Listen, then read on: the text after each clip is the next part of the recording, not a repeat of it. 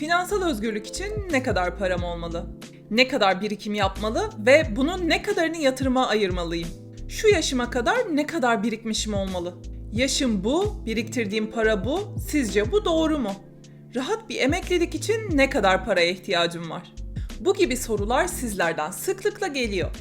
Ve ben de bu konularda bir araştırma yaparak sonuçlarını sizinle paylaşmak istedim. Videoya hoş geldin. Ben Ceren.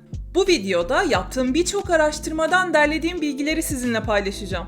Bu çalışmayı desteklemek için videoyu beğenirsen daha fazla kişinin bu içerikten faydalanmasını sağlayabiliriz. Yaptığım araştırmalar sonucunda Fidelity'nin bir raporuna ulaştım ve rahat bir emeklilik için 25 yaşından itibaren her yıl gelirinizin %15'ini biriktirmeniz ve yaşamınız boyunca birikimlerinizin %50'sini hisse senetlerinde bulundurmanızı öneriyor. Böylece paranız sizin için çalışarak daha yüksek bir getiri elde edebileceğinizden bahsediyor. Bir diğer karşılaştığım bilgi ise Goldman Sachs'ın raporundan. 2023 yılında yapılan varlık yönetimi emeklilik anketine göre X jenerasyonunun, yani 1965-1980 yılları arasında doğanların neredeyse yarısının ve milenyum kuşağının yani Y jenerasyonunun, bunlar da 1981-1996 arası doğumlular olarak geçiyor. Onların ise 1/4'inden fazlası emeklilik birikimlerinde oldukça geride olduklarını söylüyorlar. Fakat hepsi bu değil. Bu videoda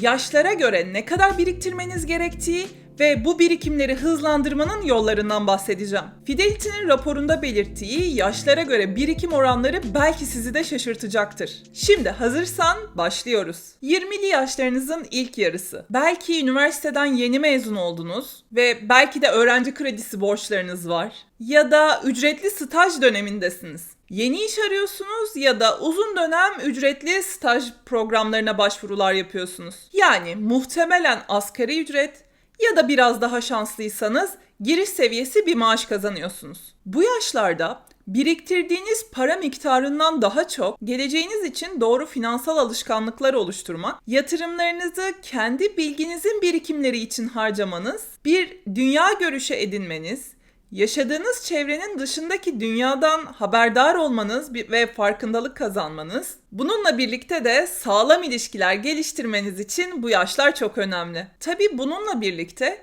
20'li yaşlarda bilmeniz gereken bazı temel kişisel finans yönetimi konuları da var. Bunlardan bahsedecek olursak, öncelikli olarak varsa öğrenci kredisi ödemelerinizi planlayın. Bu konuyu erkenden halletmek, İleride varlık oluşturma sürecinde ayağınıza takılan bir konuyu erkenden halletmeniz anlamına gelir. Bu da sizin gerçek planlarınıza odaklanmanızı sağlayacaktır. İkinci olarak ise eğer varsa yüksek faizli borçlardan kurtulun. Belki öğrencilik yıllarınızda eğlenceyle birlikte gelen finansal yükümlülükleri çok da kafaya takmadınız ve göz ardı ettiniz.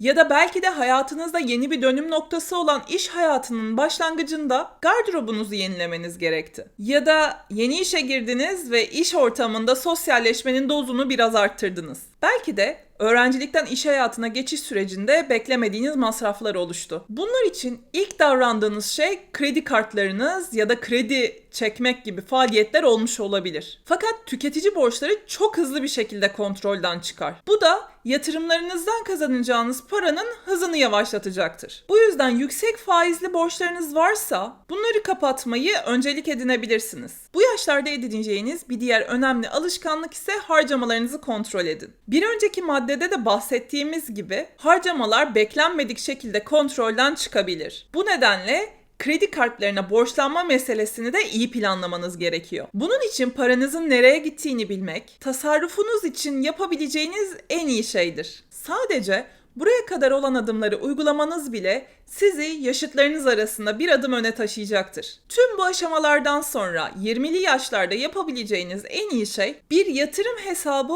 açarak küçük miktarlarda ayda 500-600 lira bile olsa yatırıma ayırabilmektir. Burada hem yatırım yapmaya başlayacaksınız ve yatırım yapma alışkanlığını edineceksiniz, hem de erken yaşlarda bileşik getirinin gücünü yanınıza alacaksınız. Ve artık 30'lu yaşlarınızdasınız. 30'lu yaşınıza geldiğinizde üniversiteden mezun olduğunuz halden çok farklı bir noktada olduğunuzu umuyorum. Bu hem mesleğinizde ilerleme adına hem de finansal gücünüz adına başlangıçtan çok daha farklı bir noktaya gelmiş olmanız demek. Fidelity'nin raporuna göre 30 yaşına geldiğinizde 1 yıllık maaşınız kadarını biriktirmiş olmanız gerekiyor. Yani maaşınız yıllık 360 bin ise 30 yaşına geldiğinizde 360 bin lira sizin hesaplarınızda bulunması gerekiyor. Bu hesaplar arasına BES birikiminizi, yatırım hesabınızı ve mevduat hesabınızı sayabiliriz. Bu noktada Türkiye'deki kazanç istatistikleri hakkında da bir araştırma yaptım ve Türkiye İstatistik Kurumu'nun 2022 yılında yayınladığı Kazanç Yapısı İstatistikleri raporuna ulaştım. Bu rapor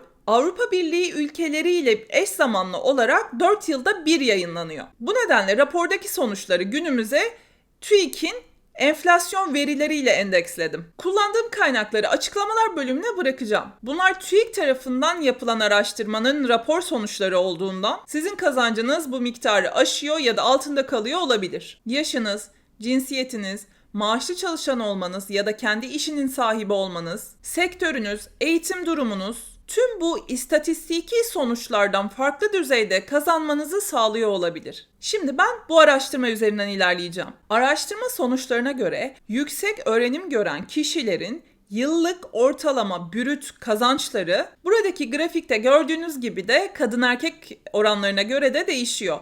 Biz ortalama 200 bin olarak alalım. Araştırma 2022'nin Kasım ayı verilerine göre oluşturulmuş. O dönemden Ağustos 2024 tarihine göre enflasyon verileriyle endeksleyecek olursak yıllık ortalama kazanç brüt olarak 440 bin lira civarında oluyor. Araştırma sonuçlarına göre aynı verileri ENAK enflasyon değerleriyle günümüze endeksleyecek olursak bu rakam ortalama olarak 730 bin liraya varıyor. Şimdi araştırma raporu da TÜİK'in olduğu için biz TÜİK verilerine göre devam edelim. Yıllık brüt olarak 440 bin lira kazanan birinin aylık maaşı 36.660 lira. Bunu da maaşı çalışan olduğunuzu düşünerek hesaplarsak yaklaşık yıllık net kazancınız 330 bin civarında oluyor. Ben hesaplamalarımı ve yatırımlarımı dolar bazlı takip etmeyi seviyorum. Çünkü bu şekilde takip etmek bana daha gerçekçi sonuçlar sunuyor. O halde bugünün kuruyla hesaplarsak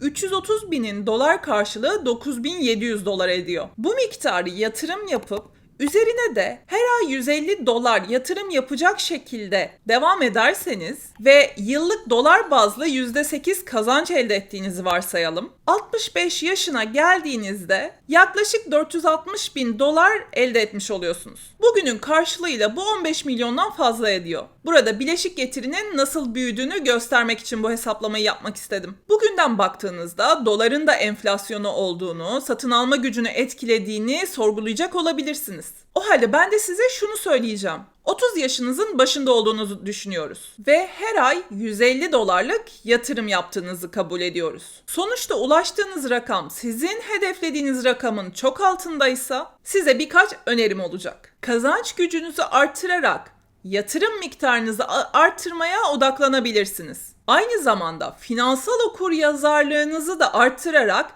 yıllık dolar bazlı elde ettiğiniz %8'lik kazanç getirisinin daha fazla olmasını sağlayabilirsiniz. Bunların nasıl yapılacağıyla alakalı kendinize yatırım yapmalısınız ve bunları öğrenmelisiniz. İşte tam da bu kanalda biz bunlardan bahsediyoruz. Finansal okuryazarlık, yatırım, girişim konularında içerikler üretiyorum. Bu konulara ilgiliyseniz ve finansal özgürlük yolculuğunuzu nasıl hızlandırabileceğinizi merak ediyorsanız kanala abone olabilirsiniz. Bildirimleri açarak yeni videolardan da her zaman haberdar olabilirsiniz. 30'lu yaşlarınızın 10 yıllık periyodunda kişisel finans yönetimi için halletmeniz gereken bazı maddeler var. Şimdi bunlardan bahsedeceğim. Gelirinizin daha büyük bir yüzdesini yatırıma ayırmaya çalışın. Her yıl gelirinizin %10'uyla 20'sini yatırıma ayırmaya çalışın. Hatta daha fazlasını yapıyorsanız bu çok daha iyi sonuçlar verecektir. 20'li yaşlarınız ne yapmak istediğinizi bulmak, mümkün olduğunca çok şey keşfetmek ve kariyeriniz için kendinizi geliştirmekle geçiyor. 30'lu yaşlarınızda ise neyin sizin için çalıştığını bulduğunuz, bu yeteneklerinize odaklanarak buraları daha fazla öne çıkardığınız ve kazanç gücünü artırmaya odaklandığınız yıllar olmalı. Bahsedeceğim ikinci madde ise Kazanç gücünüzle birlikte yaşam standartlarınız için harcamaları da yükseltmemek olacak. Buna yaşam standardı enflasyonu diyebiliriz. 30'lu yaşlarda kolayca düşülebilecek bir tuzak bu. Gelirinize paralel olarak harcamalarınızı da arttırmak. Belki bu işe yeni girdiğiniz 20'li yaşlarınızda sizin için çok fazla bir sorun değildi çünkü zaten çok az kazanıyordunuz ve yaşam standartlarınızı artıracak kadar bir birikiminiz ya da bir geliriniz yoktu. Fakat 30'lu yaşlarda bu duruma dikkat etmelisiniz. Burada bahsedeceğim diğer konu da büyük borçlarınızdan kurtulmaya çalışın. Tabii burada ev için çektiğiniz krediden bahsetmiyorum. Fakat belki araba için çektiğiniz ya da tüketici kredisi olarak aldığınız diğer kredileri buraya katabiliriz. Bunu yaparak gelirinizden daha büyük bir bölümü yatırım tarafına aktarıyor olabilirsiniz. Şimdi 40'lı yaşlara geldik. Hatırlarsanız Fidelity'nin raporuna göre 30 yaşınızda yıllık kazancınız kadar biriktirmiş olmanız öneriliyordu. Bundan sonrası için ise 30-35 yılları arasında bir bu kadar daha ve 35-40 yaşları arasında bir bu kadar daha biriktirmiş olmanız öneriliyor. Yani 30 yaşınıza göre 40 yaşınızda birikiminizi 2 kat arttırmış olmanız bekleniyor. Bu belki de gözünüze çok fazla gelebilir. Ama durum aslında tam olarak böyle de değil. Buradaki birikim hedefi sizin ayırdığınız miktar değil. Daha önceden yatırıma başladığınız paranın da bileşik getirisini bu noktada hesaba katmamız gerekiyor. Bu da sizin bu yaşlardaki birikim hızınızı arttırıyor. Burayı biraz daha detaylandırmak istiyorum. 40 yaşınıza kadar maaşınızın 3 katı biriktirmiş olmanız bekleniyor. Diyelim ki maaşınız yıllık 330 bin. Toplam hedef 3 çarpı 330 binden 990 bin. Ancak 30 yaşınıza kadar zaten yıllık maaşınızı biriktirmiştiniz. Yani 330 bini. Daha önce yaptığımız hesaplamaya gidelim. Hatırlarsanız dolar üzerinden bir hesaplama yapmıştık. O hesaplamaya baktığımızda 40 yaşınıza geldiğinizde yaklaşık 48 bin dolarınız birikmiş oluyor. Yani bugünün 1,5 milyonundan fazla. Bu durumda sizin biriktirmiş olduğunuz miktarın çok üstünde bir miktara ulaşmış oluyorsunuz. İşler tam olarak böyle ilerlemiyor. Özellikle 30'lu yaşlar hayatın birçok farklı dönüm noktalarını içeriyor. Belki kendi başınıza ayrı bir eve çıkmak, bir aile kurmak, çocuk sahibi olmak, belki maaşlı işinizi bırakıp kendi işinizi kurmak, risk almak, kendi gelecek planlarınız için başka şehre taşınmak ya da yurt dışına taşınmak gibi konular bu yaşlarda genellikle fazlasıyla ortaya çıkıyor olabilir. Tüm bu gelişmelerle birlikte enflasyonist bir ülkede yaşadığımızı da hiçbir zaman aklımızdan çıkarmamamız gerekiyor. Ekonomik ve siyasi belirsizliklerin olduğu günümüz dünyasında bu kadarı yeter demek, ileriki yaşlarda bizi zorlayabilir. Birikimin sayısal hedeflerinin yanında 40'lı yaşlarda dikkat etmeniz gereken birkaç madde söyleyeceğim. Artık brüt gelirinizin en az %20'sini yatırıma ayırmaya çalışın. Artık bu yaşlar çoğu insan için en fazla gelirin kazanıldığı yaşlar oluyor. Bu yüzden maaşlı çalışansanız iş yerinizin katkıda bulunduğu BES birikimlerinize ve kendiniz için yaptığınız yatırımlara biraz daha fazla odaklanmanız gerekebilir. Bu yaşlarda giderlerinizi de önceliklendirmeniz gerekebilir. 40'lı yaşlar artık belki de bir şeylerin biraz daha değiştiği yaşlar olabilir. Ebeveynlerinizin bakımı ya da onların yaşamlarıyla ilgili bir şeylerle ilgilenmek zorunda olabilirsiniz. Bunlar ötelenecek durumlar değil. Bir yandan da hem onların giderlerini düşünürken kendi ailenizin ya da sadece kendinizin giderlerini de düşünmeniz gerekiyor. Bir çocuğunuz varsa eğitim masrafları için daha fazla harcama yaptığınız yaşlarınızda olabilirsiniz. Bu durumda finansal hedefleriniz için planlamayı ve harcamaların önceliklendirmesini düşünmelisiniz. Ve artık 50'li yaşlara geldik. 50'li yaşlara gelince işler biraz daha zor ve emeklilik planları için iddialı hale gelmiş olabilir. Araştırma raporuna göre 50'li yaşlara geldiğinizde yıllık kazancınızın 6 katını, 55 yaşına geldiğinizde 7 katını biriktirmiş olmanız bekleniyor. Mesela aylık net geliriniz 150 bin liraysa 50 yaşınızda 10 milyonun üzerinde biriktirmiş olmanız öneriliyor. Bu Fidelity'nin söylediği rakamlar. Gelin ben size işleri biraz daha zorlaştırayım. Daha önce de bahsettiğim gibi enflasyon ve belirsizlikler ortamında daha fazlasını yapmak için ki özellikle bu yaşlarda sağlık masrafları devreye giriyor. Belki de bunlara bağlı olarak kazanç gücünüzde bir azalma yaşayacak olabilirsiniz. Bu durumda bu miktarın yani az evvel hesapladığımız ve Fidelity'nin önerdiği rakamın daha fazlasını yapmak ileriki dönemlerde sizi çok daha fazla rahat ettirecektir. Tabii ben bunun ne kadar gerçekçi olduğunu bilmiyorum. Ancak 30'lu yaşlarının ortasında biri olarak yapılabilir gibi de durduğunu görüyorum. Yine de eğer 50'li yaşlardaysanız sizden bir şey rica edeceğim. Bu rakamların gerçekçi olup olmadığını bizimle paylaşın lütfen. Eminim daha genç yaşlarda bizi izleyen kişiler de bu bilgiye ulaşmak isteyecektir. Yani 50'li yaşlarınızda yıllık kazancınızın 5 katını ve 55'li yaşlarda 6 katını biriktirebildiniz mi? Bu yaşlarınızdan 20'li, 30'lu, 40'lı yaşlardaki kişilere neler tavsiye edersiniz? O yaşınızda olsaydınız neleri daha farklı yapardınız? Böylece hepimiz sizlerin tecrübesinden de faydalanmış oluruz. Bu yaşlar için kişisel finans yönetimi olarak birkaç şey de önermek istiyorum. Belki de yapacağınız en iyi şey yatırım portföyünüzü yeniden değerlendirmek olabilir. Bu hem toplam servetinizi korumak hem de birikimlerinizin enflasyon ile yeterlilik durumunu ölçmek için iyi bir uygulama olabilir. Bu yaşlarda servetinizin büyük bir bölümünü oluşturmuş ve bundan sonraki yıllarda bileşik getirinin gücüyle de servet büyüklüğünüzün giderek hızlanarak artması beklenir. Böyle durumlarda artık riskli yatırımlardan uzaklaşarak mevcut servetinizin